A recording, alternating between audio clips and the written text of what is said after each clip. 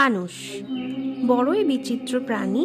এই মানুষ যখন তার হাত খালি থাকে তখন তার চোখ স্বপ্নে ভরা থাকে। যখন হারাবার কিছুই থাকে না তখন অর্জন করার চেষ্টা করে যায় সে নির্ভয় হয়ে এগিয়ে চলে, প্রত্যেক সংকটে প্রত্যেক বিপদের সম্মুখীন হয়ে।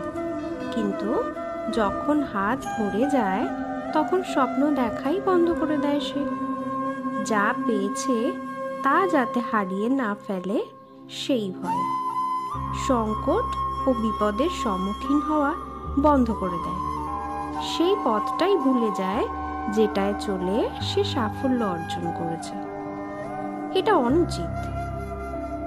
জীবনে যে কোনো পরিস্থিতিই আসুক, যে কোনো অবস্থায় থাকুক, আহ্বানগুলোকে স্বীকার করুন। কারণ যদি আপনি সেই আহ্বান স্বীকার করেন তবেই আপনি এই সংসারকে কিছু দেবার উপযোগী হয়ে উঠবেন। যদি সফল হন তাহলে এই সংসারকে নেতৃত্ব দিতে পারবেন, আর যদি অসফল হন তাহলে শিক্ষা পাবেন যে কি করা উচিত নয়। তাই জীবনের আহ্বান স্বীকার করুন, দুশ্চিন্তা নয়। রাধে রাধে।